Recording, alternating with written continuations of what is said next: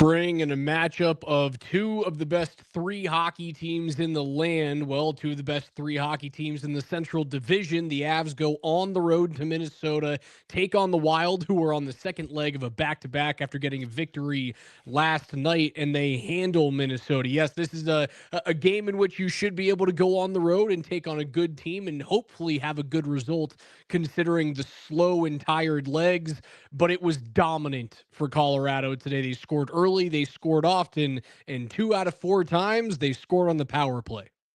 That is important to note that Minnesota did play yesterday. They did win yesterday, but they got to sleep in their own beds tonight. But when you're going up against the best team in the NHL and you're playing on the second day of a back-to-back in any situation, that's difficult. I mean, you said it. It was dominant.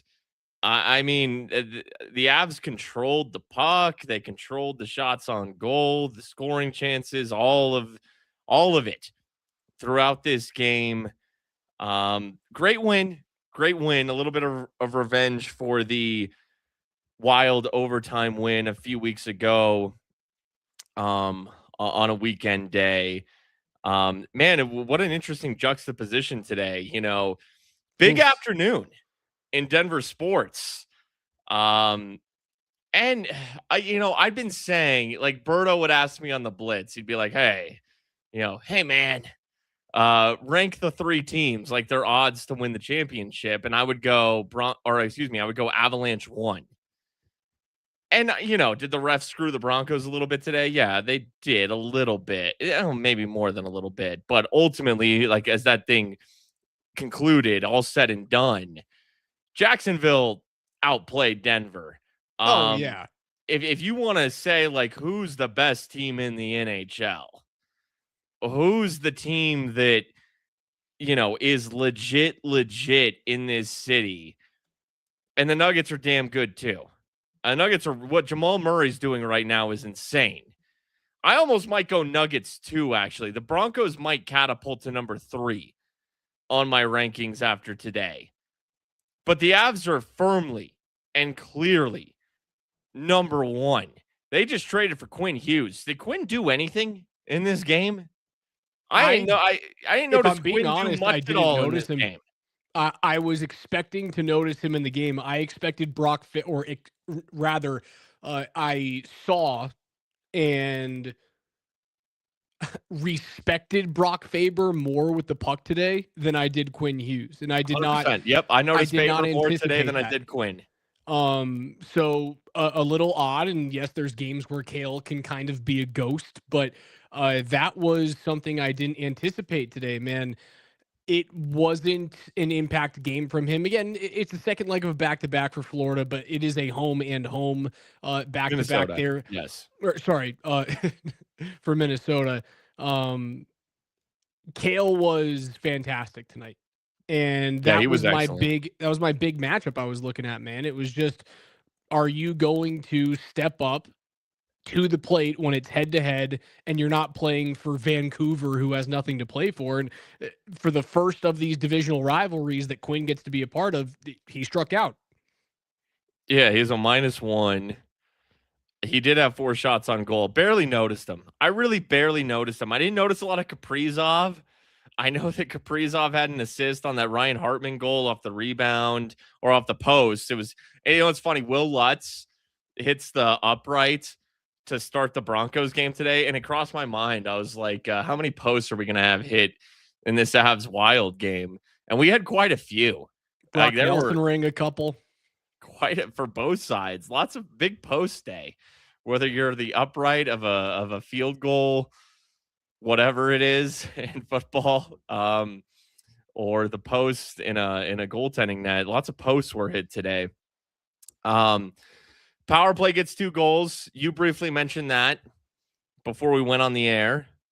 You said, hey, power play went 2 of 4. Now, look, the second one, it took 4. Marcus Foligno. What a stupid play. For a veteran, man, what are we doing? Play. What are we doing? Yep. props to Gavin Brindley for not backing down in that moment. He just ate a few cross checks, and you know what? I do agree. Props to him. He went after him, but Foligno gave him like the big brother fly swat. Like, what are you doing? You're not going to do anything to me. And guess who came immediately to his rescue? Who were the first two players in on that scrum? Brent Burns and Josh Manson. Sure. Love it. And Josh Manson has been on one of late, and Brent Burns ain't going to back down from anybody. I mean, that's a double minor, and it's not even a high stick with blood. That's interference and cross-checking on Marcus Foligno. What are you doing? Now, it took, thank goodness they got 4 minutes, because as you say, they go 2 of 4, and it's like, okay, there's some context. They needed all 4 minutes. But what do we see on the second power play goal in that 4-minute double minor? Eventually, when power play 1 gets back on the ice for their second go round, you see Cale at the point with some bodies in front, throwing a puck on net. And it's a great shot from Cale. So, okay, it took 4 minutes. If it was just a minor, you don't get it done. But you got a double minor, so you get it done. First one that they score on, it's a really nice face-off win by McKinnon. And because of everything so quick, they're able to set up real quickly to get, McKinnon kind of in that slot. And they're able to feed a puck to him. Everything's so quick, though. What I'm noticing overall with the setup, now, hey, early in this game, we talked about the posts. Brock Nelson hit a post and had a really good look on the right wing. I talked about the right wing in the last show. And they got a really good look from Brock Nelson over there with a little snapshot, hit the post, okay? It's too clogged left-hand side. One of their first 2 power plays, McKinnon was really everywhere. And man, I just want him on that left side. But Nate just had a couple good looks on the left side. He did. But I'm happy with that. I like moving Nathan McKinnon. His greatest asset, it's his feet, right? That's what Edmonton does with Connor McDavid. They move him all over the ice because they've got that glut of left-handed shots on the right side of the ice. I kind of like that rather than having him just stand and be stationary. I like it in theory, but I've only seen Nate have success on the left side on the power play. And after the quick faceoff win, Nate's able to kind of get slot to left side. And what a sauce pass from Brock Nelson. What a fucking sauce pass. Yeah. I mean, that thing gets airborne and lands perfect over a couple of wild sticks and gets right on McKinnon's blade. But it's quick. It's off of a face-off. They needed 4 minutes on their second power play goal. They're struggling in the setup, in the end zone setup right now. Now, look, I'm with you, man. I'm with you. In theory, Nathan McKinnon should be able to execute everywhere. I just haven't seen it. It hasn't actually happened. Yeah, that's fine. Nothing has worked on the power play all season long. I'm not They going to were sit 2 here of 4, so there's that. I know, but yes. like I can't sit here and refute that. I can't debate you on that. Sure. You've got the numbers on your side. So I did think it looked more solid with Nelson on the right side today handling the puck. Now, Minnesota was shockingly passive on the kill, and I think it's been very clear that in order to get Colorado off their game, you got to go at them balls to the wall and force them to make 2 or 3 straight passes to beat you. And now if they do, they're going to have a tap in back door, but Colorado for this point through 35 games hasn't been able to show you that they can make those passes consistently or under pressure on the power play. Now at 5-on-5, if you do it to them, you're screwed. But again, I thought it was a solid game. Mackenzie Blackwood was excellent. He deserved a shutout tonight. It's a shame that he didn't get it. I think at that point, Colorado's legs started to go just a touch. Minnesota had that last gasp effort to try and get back into the game, and they bury one on the goal mouth there. But Blackwood Mackenzie Blackwood should be playing for Team Canada. I know we had so much fun with Scott Wedgwood, and Wedgie's still playing great. Don't get me wrong. I'm not saying his game has fallen off. There is an argument to be made to take both of those guys. Like, because Canada has already said we're taking Binnington. And the reason why they're taking Binnington, despite being statistically the worst goaltender in the National Hockey League right now, and that is the gospel truth, they should take both Wedgwood and Blackwood with them too. They should. I understand why they're taking Bennington, as you alluded to. He was Big great for gamer. them in the Four Nations. Yep. He is big in big time games, even though over the malaise of a regular season when St. Louis isn't red hot, Bennington does struggle quite often. Mackenzie Blackwood, is he the best Canadian goaltender? I think he's the best Canadian goaltender. I think he's the top Canadian goaltender in the game today. And Wedgwood's been hot.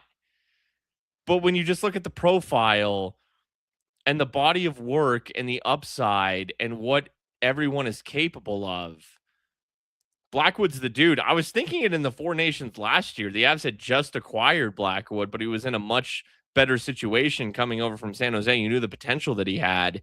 And Binnington got red hot. Hats off to him. And he wins them a gold in the Four Nations. But I was thinking, like, even at that point, Blackwood's the best Canadian goaltender. He's better than Montembeault. He's better than Hart. He's better than... Name another Canadian goaltender that makes you excited at this point. Like Cam Fowler, eventually. Cam Fowler's like, he flashed really well in his first start with Montreal. Maybe Cam Fowler's that guy, but he's too young. I would take both of those netminders. Blackwood was great today. The breakaway save. Was that a shorthanded opportunity for Minnesota? It was a shorthanded opportunity, yes. Oh my Logan gosh. Thompson, it was thank you so Boldy. I much, think it was Logan Matt Thompson. Boldy. Yeah, it's a great save on a really good player. Yeah. Yeah. So, another big thing tonight was this was the first game where we really saw. I mean, he plays 1943. He's 2 assists tonight. Gabe Landeskog's top line. I mean, the lines changed tonight. It was McKinnon, Natchez, Landeskog. It was Nelson, Nichushkin, Lehkonen. So swap Landeskog and Lehkonen, which I've been saying. Like, that's the plan. And here it was in probably their biggest game of the season, the best opponent, the most. Now, Minnesota plays yesterday. That kind of muddies things because, like, this was, outside of Dallas, it's funny, the 3 best teams in the NHL are in the same division. This was their biggest time matchup, and enough time has passed. It's almost Christmas where you can. And Landeskog's been showing well.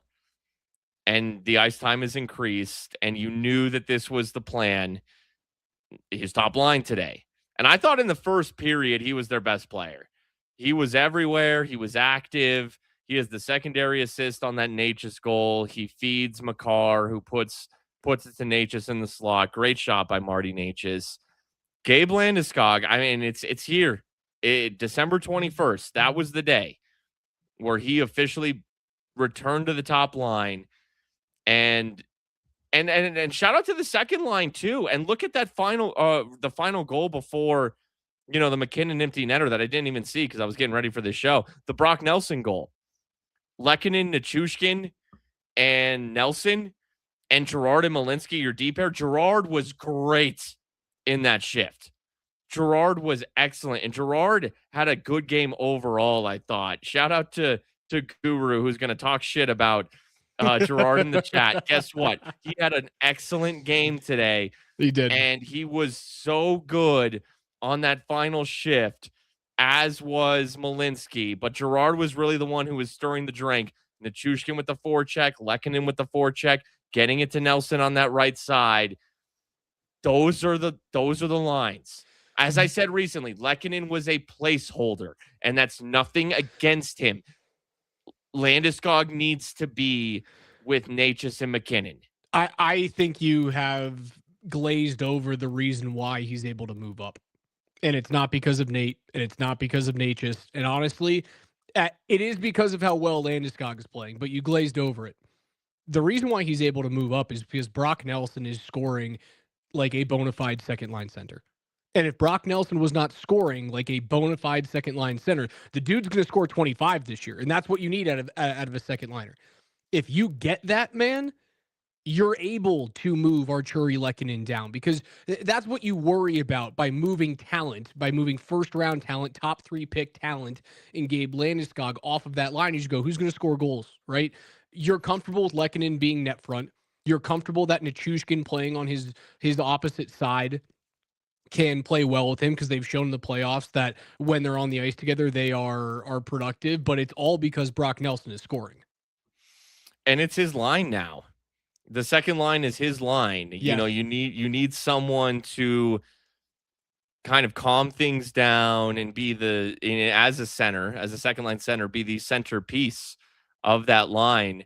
And I thought everyone was great on that shift, but it's Nelson's ability to slow things down and get into the right spot. And then when you have puck hunters like Nichushkin and Lehkonen with him, okay, now that second line kind of has an identity because Brock Nelson is finishing right now and he's facilitating the play, which allows Nichushkin and Lehkonen to do their puck huntingness. You know, I just created a word, and that's what they do. Those dudes are excellent at just going down low and winning pucks. Dude, you know it was wild tonight. In just 9 minutes and 30 seconds ish of time on ice, between 9:30 and 10 minutes of time on ice, your final line, your fourth line slash 3+ line of Olofsson, Brindley, and Colton today,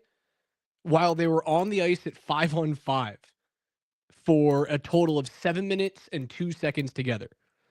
They were on the ice for 21 shots for 21 shots for in 7 minutes of 5-on-5 ice time. Your bottom 6 players.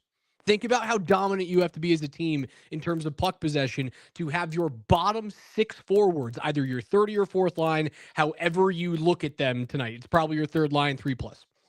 On the ice for 21 total shot attempts in just 7 5-on-5 minutes. That is absurd. Third line didn't play more than 9 minutes apiece tonight. And the only your fourth line, Drury, Kelly, Kiviranta, although Drury did float a little bit tonight, but they play a little more than the third line because they were on the ice for the kill on in PK situations. I thought Brindley played well. I thought Brindley was scrappy tonight. I thought the entire bottom 6 was solid, but not impactful offensively. This was a game where it was the top 6. They rode them. Again, I thought Brindley played well, but Colton and Olofsson were a little ghosty. 5 shots on goal combined between them. Olofsson did have 3 shots on goal. Gerard set him up for one that was really nice in this game. And they'll play more, but it goes to show this was a this was a matchup. Like, this was in Minnesota. Like, they were balls to the wall. Like, in the playoffs, that's what you're going to see. In a matchup like this, in a must-win game, you're going to see the top 6 get far more ice time than the bottom 6. That's just what you're going to see. And this was kind of a sneak preview of that today.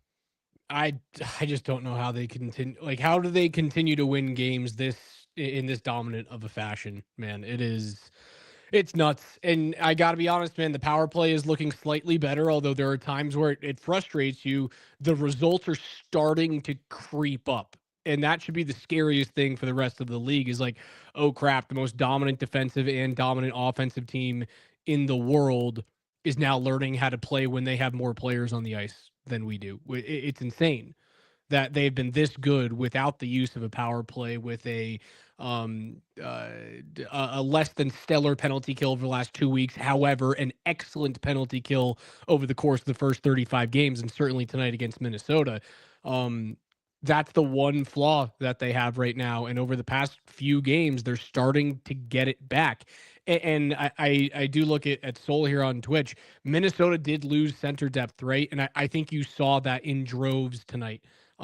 This league is driven through the middle of the ice, and it has been for quite some time. There's the reason why when you see top defensive prospects and top forward prospects in the draft, if you see a kid with a C next to his name, more often than not, he's going to be the higher draft pick. And you saw that with like Seth Jones and Nathan McKinnon in the draft. when the centerman is there and the talent is neck and neck, they're going to take the centerman all the time, man, all the time. It's because the league is run through the middle. Colorado is arguably the deepest team through the middle of the ice in the National Hockey League. And now Minnesota, while they've got some excellent defensemen and puck movers and a really high-end scoring winger, two high-end scoring wingers in Matt Boldy and Kirill Kaprizov, when you go against a team with center depth, you're not going to be successful. Yeah, that affects Minnesota. Certainly playing yesterday as well, but Colorado took that's a scheduled win for Colorado, and they win 5-1. Like that's what it should be in that situation. Even though Minnesota was on a 7-game win streak, like you're playing a team that played yesterday, and you're the best team in the league. You need to go win by multiple goals. I don't care that Minnesota's pretty solid, despite maybe having a flaw or two. They just acquired Quinn Hughes. And Jesper Wallstedt is a very good young goaltender. And that's still a statement. Like you win this game like 2-1, it's a little okay. Hey, you got the win, but Minnesota played yesterday and what are you doing? No, 5-1. 5-1's a statement. 5-1 something. And as far as the power play goes, they appear to be hell bent on keeping Natchez out there. And I get it. When you're paying him $11.5 million and he's an excellent skater, excellent skill player, I get it. So I do think that putting Nelson in there instead of Lehkonen and giving them that rotation option of Landeskog can go net front or maybe out wide and Nelson can rotate. You have two left-handed shots. Lehkonen's not very dangerous on the right wing. He's really more effective in the middle of the ice. So it gives you more rotational options out wide, whether it's Landeskog or Nelson. I do think it will start to pay off. Now, I've said that a few times this year, and it hasn't. So maybe that's just blind optimism on my part.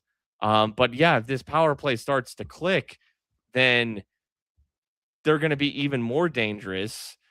But unfortunately, Dallas remains right behind them, and that game is in action right now. We have a Stars-Leafs game going on. Dallas was just up 2-0, but Toronto scored. It's 2-1. There's no way Back half. Toronto wins that game. That team sucks. No way. You're right. No way, but that team sucks so bad, man. They're a dumpster fire. They hate each other. They don't like their head coach. Their head coach doesn't like that. That team is horrendous.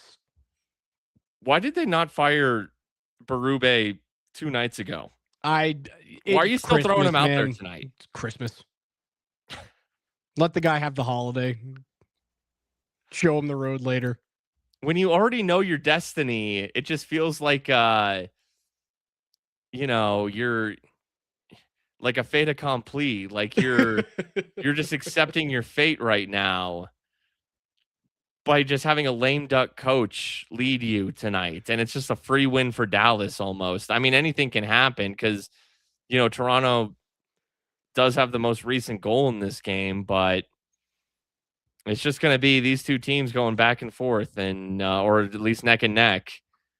McKinnon with 2-1 tonight, Spring, jumping up into 62 points, 30 goals in 35 games. He's the first player to reach 30 in the NHL this season. First Avs player to be the first to reach 30 in a season, rather Avs Nordiques player since Owen Nolan did it in 94-95. Sakic never did it. Forsberg never did it. Even in the Rocket Richard season that Milan Hajduk had, he never did it. Mikko Rantanen never did it. Nate's continuing to be the best player on planet Earth. Now the question is, because we were talking about this with Austin Matthews a few years ago, can he get 50 and 50? Oh, he absolutely. He's on a 60 goal pace right now. He's on a 70 he scored his goal 29th. Yes, he is, because they've played 35 games. That's less than halfway through the season. And he scores goal 29 to match his jersey number and 30 with an empty netter tonight. And you don't scoff at those empty netters, especially when you're trying to win a Rocket Richard. And he's going to get assists because he's a playmaker. So 30 goals, 35 games into the season. Unbelievable. I mean, The last absolutely unbelievable. the last players to score 70, because we got really close to it, right? Didn't Matthews end with 69 a couple of years ago? Sounds about Either right. 68 or 69, something like that. The last guys to score 70 was Teemu Selanne in his rookie year, I think. And Alexander Mogilny both scored 70 plus. Yeah, Teemu Selanne scored 76 in his rookie season. That's a record that'll never be broken. I don't think any rookie will ever score 76 in this league, but he could do it. He's on pace for 70.2857 goals this year.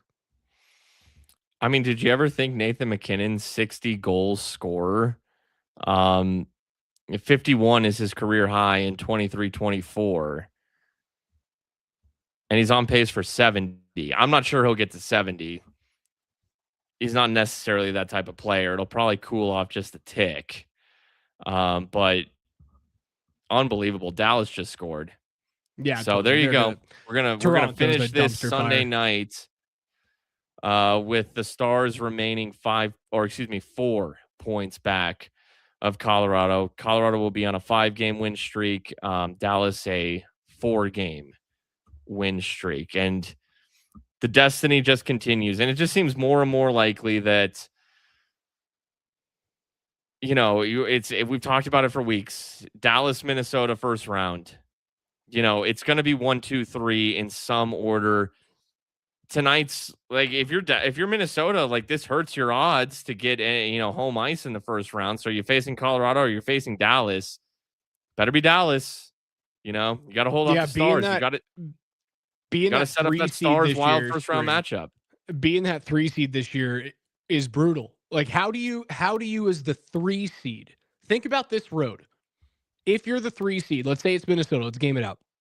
Minnesota, in order to get to a cup final, will have to go to Dallas, to Colorado, and then likely, like, again, if you get through those 2 teams on some miracle, they then have to go through probably Vegas at that point.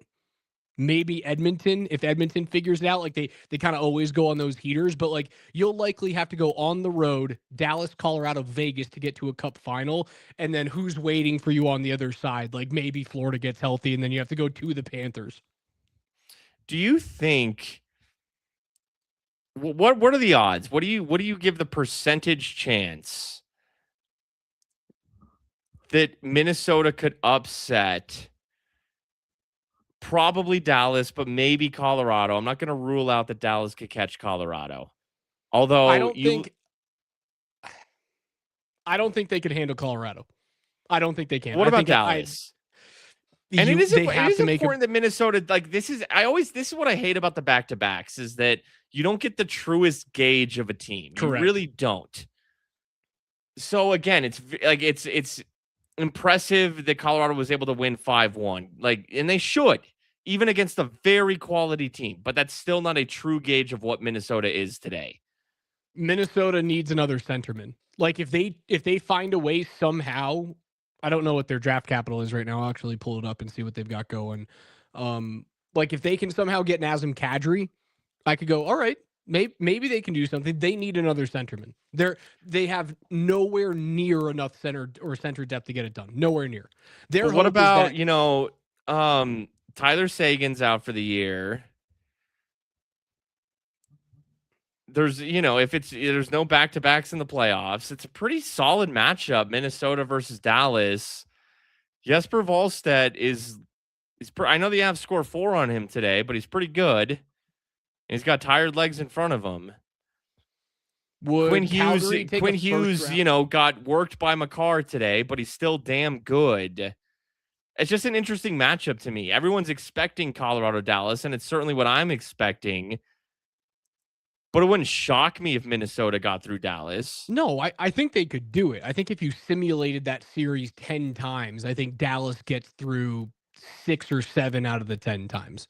I think if you simulate a series 10 times between Colorado and Minnesota, I think Colorado gets through 8 or 9 times out of those 10 separate equations. Mm-hmm. And I think if it's Dallas and Colorado in that second round series, I think it's 50-50 split right down the middle. Just like we saw last year. It comes down to who shows up in the biggest moment at the biggest time, much like the Matt Duchene goal a couple of years ago too. It's like those two teams are so neck and neck that you just have to have that extra edge that other team doesn't quite have in the series. I believe Colorado and Dallas are better hockey clubs than Minnesota is right now, but I think Colorado has a leg up on both of them. Um, yeah, 8 or 9 out of 10. I think they take Minnesota. They are a way better hockey team than the Wild are. And again, it's because of they are built better in the most important part of the ice than Minnesota is. Now, again, Mini can make trades. Like they have a first rounder in 2027. They have a first rounder in 2028. I'm sure they've got a few prospects that they could deal, unlike Colorado. They could get another center. And if they get a bona fide center, then I can revisit the conversation. Let me look at what's the Wild's cap situation. I'm gonna look at their. They currently have 1.8 million, or they have 3 million in current cap space. They are projected to have 1.835 by the time that the trade deadline comes around. Because the two centers, like, is there anyone I'm missing? The two big centers on the block, and again, like, Colorado doesn't need this. We talked about this last show after the Philip Deneau trade. Like, I mean, you could. I mean, they did play Ross Colton under 9 minutes tonight. So you guess you could, if you were Colorado, you could just beast the hell up. But correct me if I'm wrong, or if I'm missing a name. The two big centers on the market would be Nazem Kadri and Ryan O'Reilly, which are conveniently a couple of former Avs. Stamkos Am I is missing probably somebody out there as well. Who? Because Stamkos is probably out there as well. Because Stamkos. Nashville's so poor. Okay. Who else? That might be it. Dano was certainly one of them, but he's toast now. That's probably it. Those are probably your three biggest centerpieces. Nashville might come out of this season with a haul of draft picks. Yeah. If you were Minnesota, you could trade like, you know, it'd have to be like picks and prospects, but you could, from like a money standpoint, you could unload like a Tarasenko or a Zuccarello who are expiring contracts at the end of the season, to improve your center depth via Nas or O'Reilly or even a Stamkos. Yeah, but they need and it would Zuccarello, be don't they? very interesting. In fact, well, Tarasenko would make some sense. He's not what he once was. That would be something if Nas or O'Reilly ended up on either Minnesota or even Dallas. And you know that both of those teams are looking at Colorado above them and thinking we got to do something. Yeah, but I also think that the East being such a crapshoot right now, like, is it still true right now that the East doesn't have a single team under 500, under points percentage 500 right now? That might be the case. Or has someone dropped underneath? Columbus just dropped underneath with their loss last night. Everybody else in that Eastern Conference is above 500. Yes, hockey 500 is a little bit different. You can have more losses than wins, but in terms of points percentage, everyone but Columbus, and Columbus is 14, 15, and 6, is above 500. I could see most of these most of these trade chips going east because it's more of an arms race in the East in terms of more teams and more buyers than it is in the West. I think there's going to be more teams in the West that look at Dallas and Minnesota and Colorado and then look at the Pacific and go, well, Vegas is always going to be there. Edmonton's always going to be there. Why are we giving up draft capital and giving up future players to maybe hopefully get out of round one and then run into one of these juggernauts? I think most of those guys are going east. It's a fair point. I just do think also, though, that Minnesota, even though you just make a big swing for Quinn Hughes and Dallas is playing very well, but they're still being outpaced by Colorado, that both those teams will look at it and say, especially in Minnesota, when you just made the Quinn Hughes move, now you're all in. Yeah. Like now you're just fuck them picks, you know? Now you are committed to this season, even though you might be a leg or two behind. You're desperate and you'll do anything. And they could go trade in the division with Nashville for Ryan O'Reilly or go get a Nas from the Pacific Division in the Flames. I expect both those teams to make a move, and I think that's the pressure that Colorado is putting on everybody else. Now, hey, it is interesting. We were saying just last show that we love Ross Colton, but does Colorado, knowing I said at the beginning of the season, I said at the offseason, it's an arms race. It will be an arms race. Minnesota is not done. There won't be done because they know after today that they got to get better. Oh yeah. And again, you just went all in on Quinn Hughes. You're all in. Dallas knows they got to get better. Sagan's out for the year. It's an arms race. So will Colorado have to make a move to the point where, Minnesota and Dallas don't make moves that tighten the gap, that tighten the margins? And now Colorado's loading up at 3C. And guess what? We love you, Ross Colton, but now we have to go get better because Dallas and Minnesota are going to go get better. You know what? You need Sakic and CMAC to be making calls around the league to these other GMs and going, hey, we know that you don't want to make a deal with us because more often than not, and obviously there have been some swings and misses. Ryan Lindgren, who's the guy from Philadelphia, that came over as well, or was that last year? Or did they move Johansson to Philadelphia just to clear up cap space? Oh, Sean Walker. Sean Walker. There we go. Sean Walker. You swing and miss on a few of them, but more often than not, like CMAC and Sakic hoodwink GMs, they'll go, hey, listen, we won't screw you this year. Just promise us don't do a deal with those fucking bastards in Dallas. Okay. Trade him anywhere but Dallas. Trade him anywhere but Minnesota, and we won't do any deals. Look, man, look. And again, I talked about this in the offseason, and we got a couple comments coming in, and I'm going to reference them. And yes, the Avs are the best team in the NHL. And in theory, they don't need to make a move. But I talked about it in the offseason. There's going to be an arms race. There always is.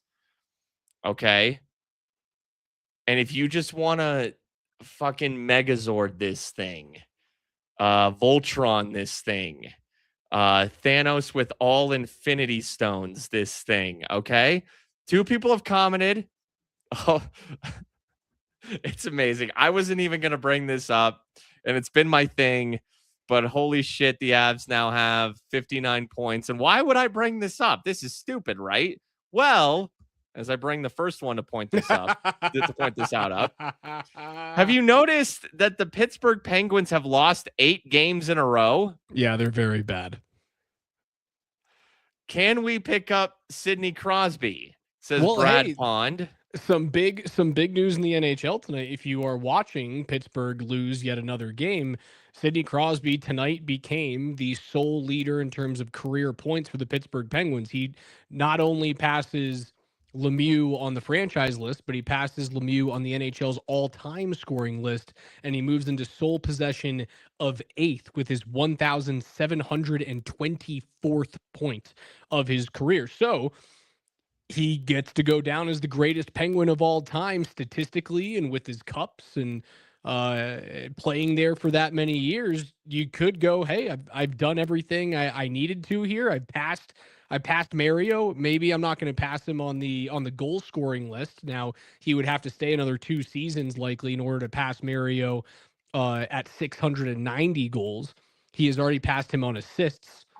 Maybe you could convince him.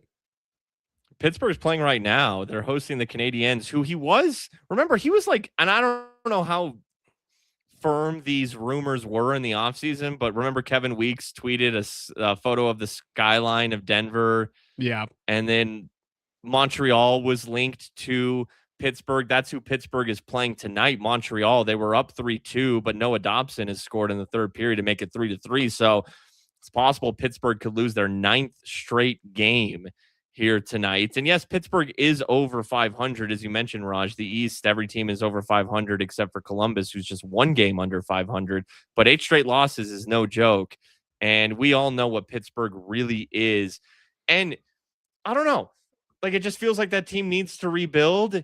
And like, I look at Ilya Nabokov, like, to me, he's just like such a great trade piece. It's kind of unfortunate his production has dipped as a prospect of late, at least it appears. But with, the woodshed being what it is and Wedgwood extending for another year, and yeah, I'd trade that. I'd Y- trade y- that Mikhail Guliev defenseman because Sam Olinsky has played so well. You know the Colorado company Arrow, I think they're like IT and logistics. Have you ever Okay. heard of Yeah, Arrow? I've heard of them. Their tagline is 5 years out. And you know what that is? That's Ilya Nabokov's NHL prognosis. 5 years Sure. out. Sure. Because guess who's not leaving for another 5 years? It's Mackenzie Blackwood. Oh yeah, no, and they extended him and he's there, and maybe Nabokov could be that, a backup and be kind of an on and in a backup role, but He and I doesn't want know. it. He hasn't come over from the K to be a backup. Well, at some point he's going to have to come over. Like that's the goal, is to play in the NHL, and if your role is a backup, you take that. I don't know. Is this, whether it's Colorado or not? Because the rumors finally picked up in the offseason that maybe Sid could get moved. Yeah, but then they died after he signed his deal. Losing 8, maybe 9 in a row is no joke. No, he's got to hate it. He has to absolutely hate it. I don't know. I'll entertain it in March. I'm always here for far-fetched Sidney Crosby to Colorado talk. That guy's my favorite athlete of all time. Who knows? Like, let's say that Minnesota trades for Ryan O'Reilly and Dallas trades for Nazem Kadri. And yes, the Avs are the best team in the Central and in the entire NHL for that matter still. But now you've seen those two moves come down. Would there be a sense of, we got to do something? Probably. And now 24 hours later, you thought that O'Reilly to the Wild was a bombshell. You thought that Nas to the Stars was a bombshell. And then the Avs just break the space-time continuum and trade for Sid. And they just one up your bombshell like nothing just happened. And everyone's just like, damn it, can we not get one over on this team? You know what? It is the time for perennial hope and passion and dreams. It's Christmas. My brain's dying right now. The baby did not let me sleep last night. It is Christmas on Thursday. It's Christmas and wish lists and Santa Claus, and you can ask Santa Claus. It's not going to happen, but I hope it happens. Again, it seems less and less likely but maybe it actually gets more and more likely because the worse the Penguins become and the more moves that happen across the league and the closer that Sid gets to, that meme that's going around of, where does this even come from? There's this rabbit and he's got this stopwatch. And from Alice in Wonderland. That's from Alice in Wonderland? Okay. Yeah.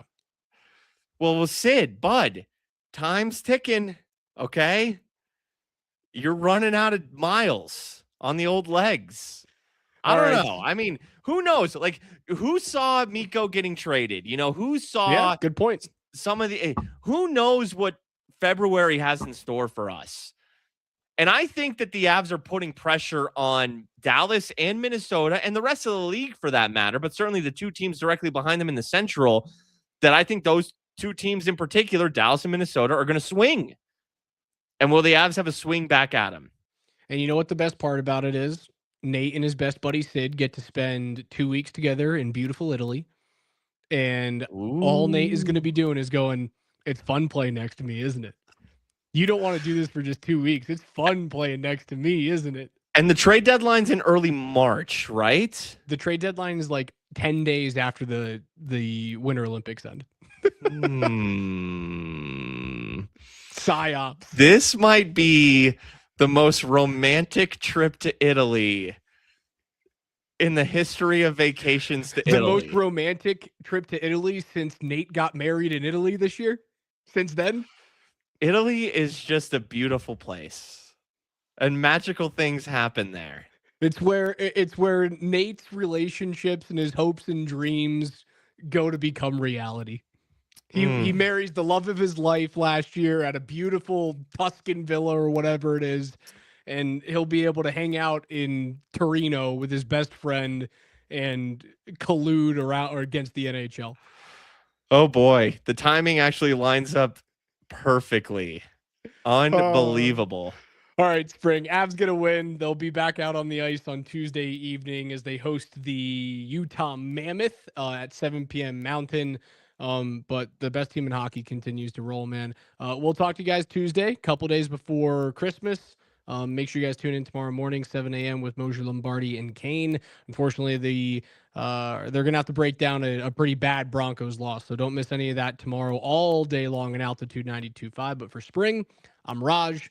Avs win yet again. What's new?